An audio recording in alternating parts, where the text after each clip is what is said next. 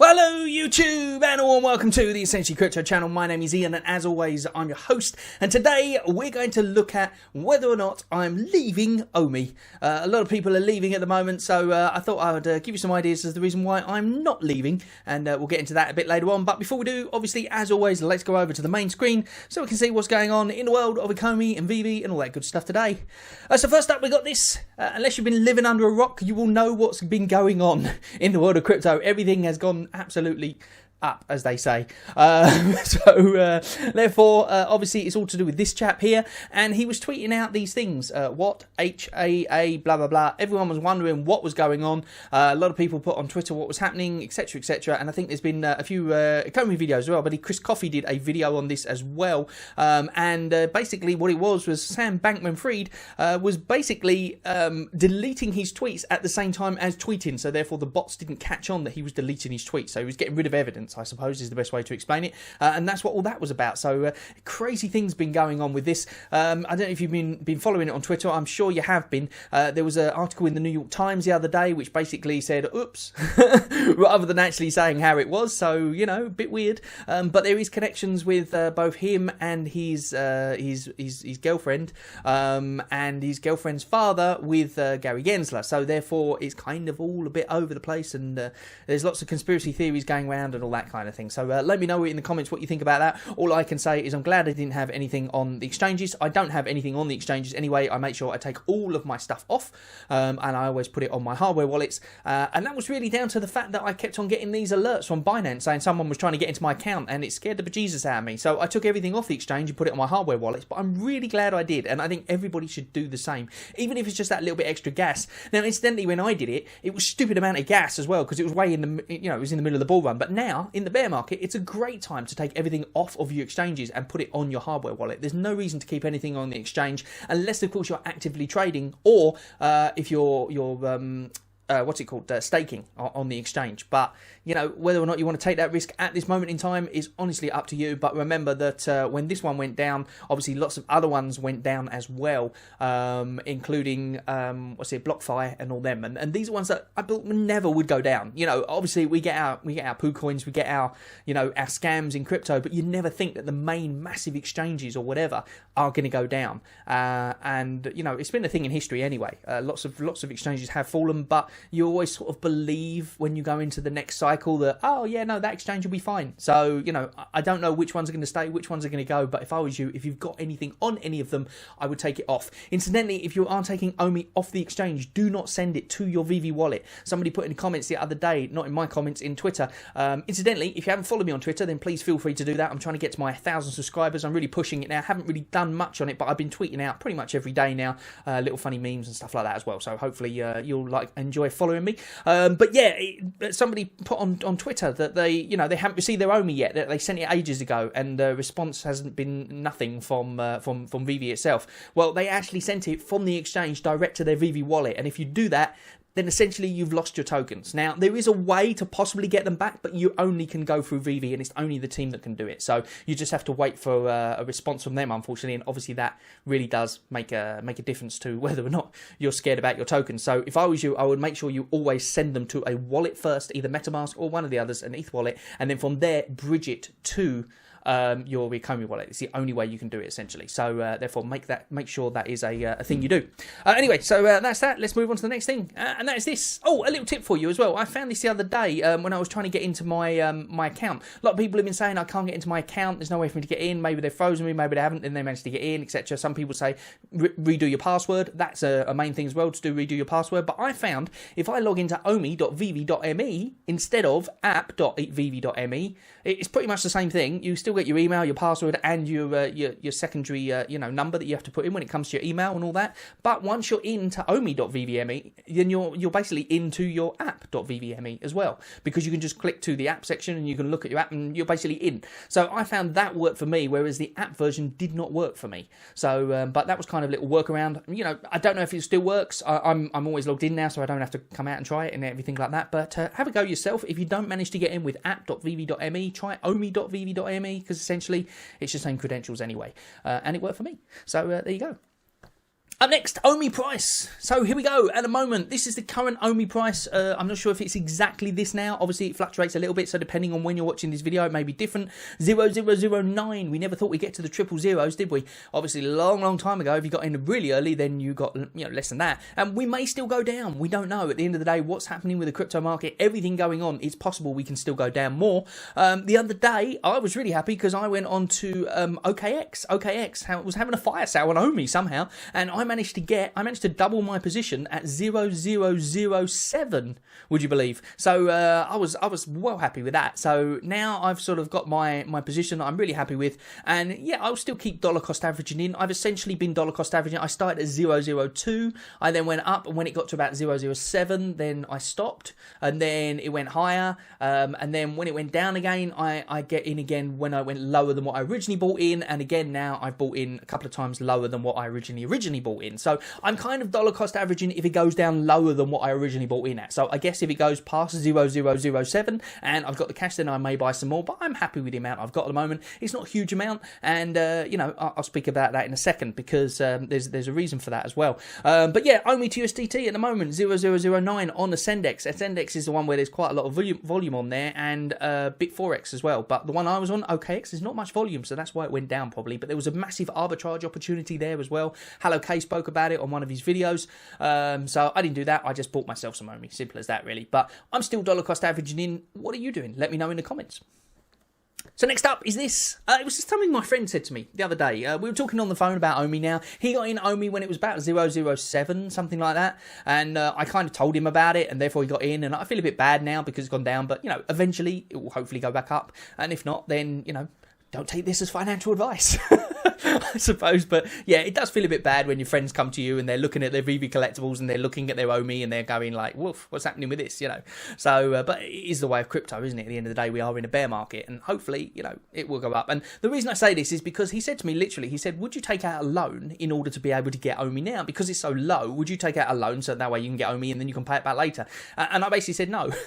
And the reason I said that is basically because I don't want to over leverage myself. I don't want to put more money in than I can handle, and that would make me feel agitated, essentially. I don't hold a huge amount of OMI. I'm not an OMI wow like, Randy, I was going to say Randy Savage then. Randy Chavez. Randy Chavez or Hello K. These guys, they probably earn a lot of money doing so. Like, I know Hello K, for example, is a software engineer. Not that he tells anyone, but he is. And he earns quite a lot of money from Amazon or whatever, so therefore he puts a percentage of his wages, I guess, into it. I used to earn quite a bit, but now not so much because of the pandemic. So, it is what it is. But the point is that I just put in enough that if I was to lose everything, like tomorrow, if I was to lose it wouldn't affect me at all. It would affect me in the sense that I'd be really angry and I'd be annoyed about it, but it wouldn't affect me that much that I'm going to go into serious debt because of it. And that is why I would never take a loan or anything like that. Now, obviously, we hear about people in the community who put houses against it, leveraging their houses and stuff like that. And, that's great if you're happy to do that, and if you're going to be able to sleep at night, and if you've got other income coming in and you can still afford to do this, then that's great. Me personally, I can't do that, and I urge anyone out there not to take a loan or anything like that or get money on credit cards to try and buy a cryptocurrency, because you never know what's going to happen with it. That being said, I'm pretty sure that we're fairly safe with OMI. Now, I could say that about the old FTX, couldn't I, when it was up?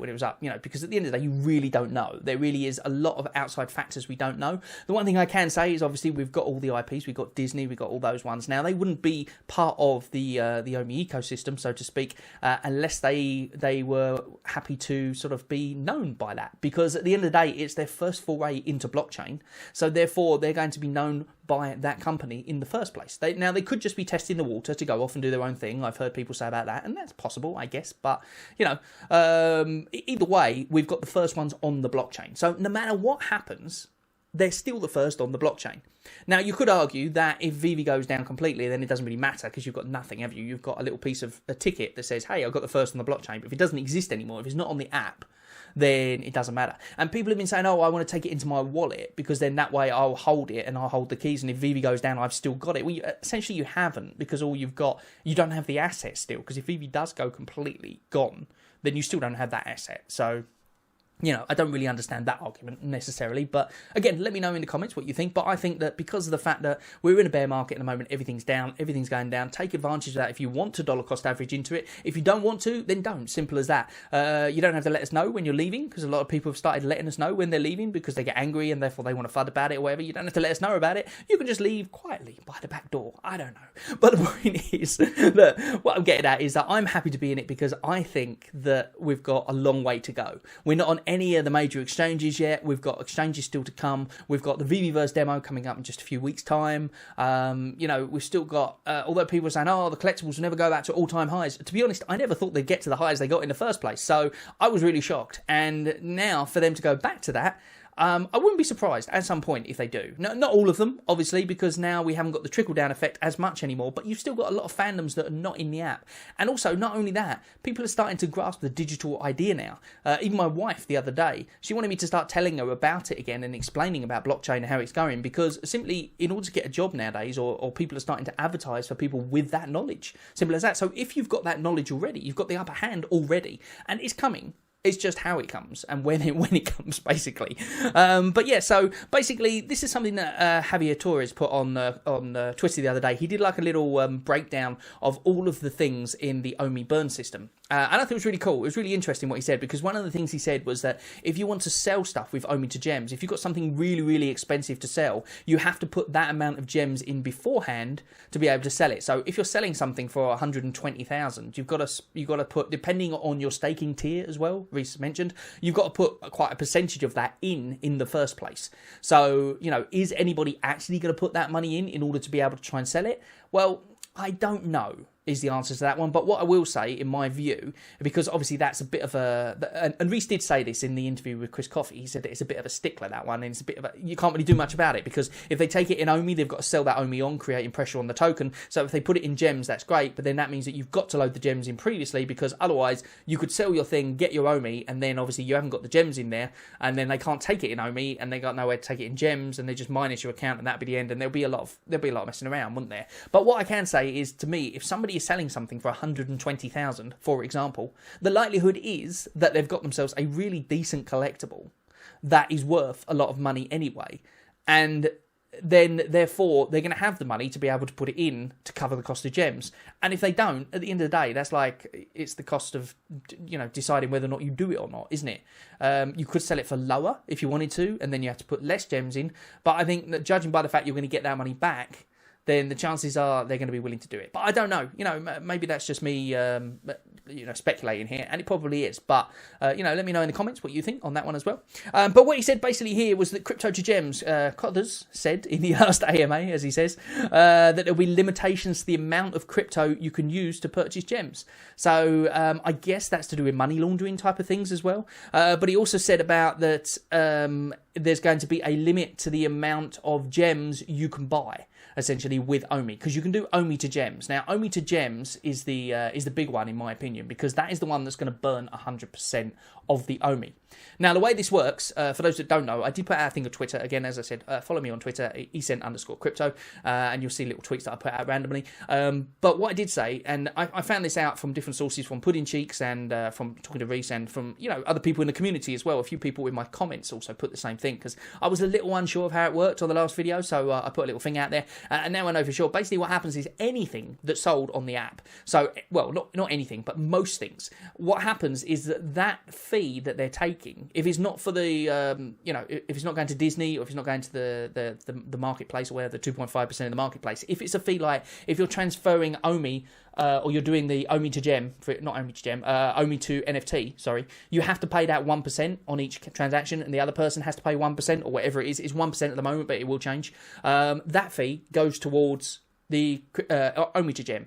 And then there's a fee for crypto to gems as well, and that fee goes towards OMI to gem. So basically, all these little fees all add up, and when it gets to $1, which obviously it's going to get to $1 quickly, but the point is, when it gets to $1, one of those gems is added into the OMI pool.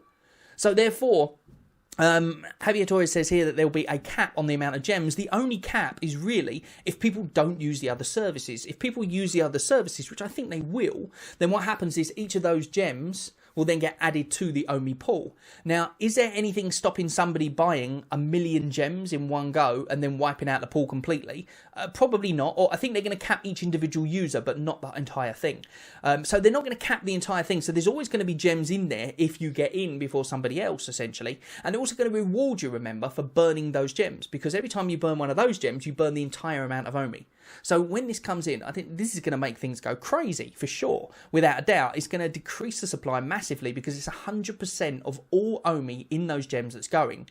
And they're not losing any money because before, I don't know if you remember a video way back, there was a video all about the fact that if they were to simply do the burning gems thing from OMI to gem, then that means when they're burning, they lose all of the fees that they need to pay out for artists and all that sort of stuff. And once they lose that fee, they've got no way of getting it back, because they're burning the OMI, basically, so they'll be losing money. So then they come up with this idea of doing 40% and, you know, or 40% of the collectibles only. And then they said, no, we're not going to do any collectibles. And now they've come up with this idea, which is fantastic, because it means that everything that you pay out for automatically goes into the gem pool, and then you can then extract those gems, and then that gets burnt. So, you know, I think it's a great system now, I really do. And I've deleted a lot of my videos on this channel. I don't know if you noticed or not, but there's not that many videos on this channel anymore because a lot of them are not relevant anymore. So I've got rid of all the videos that aren't relevant on the channel. I've cleaned up the channel a little bit. I'm trying to, you know, make the channel a little bit easier to navigate moving forward. It's nice to see that I've done hundreds and hundreds of videos, but it's a lot better to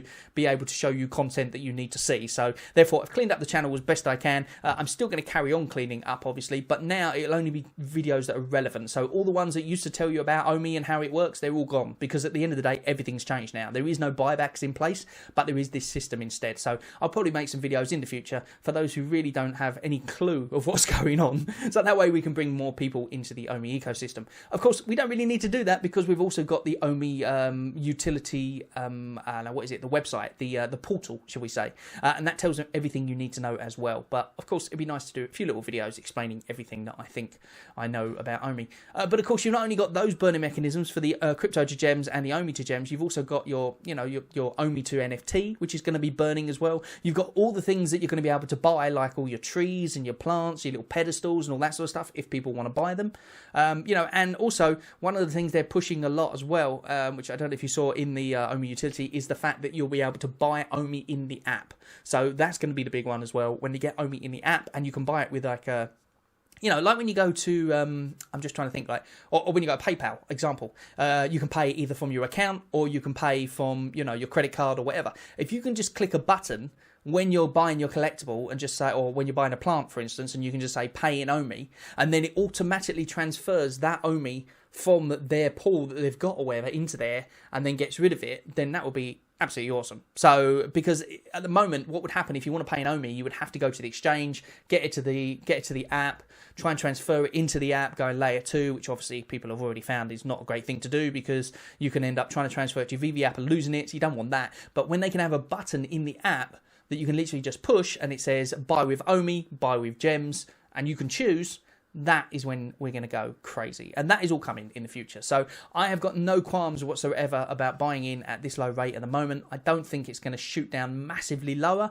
But then having said that, you know, they're calling for a 10k Bitcoin at the moment as well. And obviously when Bitcoin goes down, everything goes down, including Ethereum. And if we are on an Ethereum layer 2, we kind of follow with Ethereum as well. And in fact, we follow with the crypto market in general. If there's fear in the market, then obviously we go down. Simple as that. So therefore, you know, when that's all going to subside, I don't know. And I'm not clairvoyant, so I wouldn't know, and I'm pretty sure you don't know either, but put in the comments what you think, and I'd love to hear your thoughts. Anyway, thank you very much for joining me. As always, don't take any of this as financial or investment advice in any way, shape or form, because it really isn't.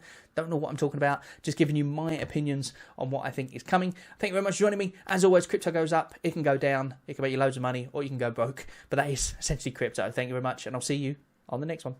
Bye-bye for now.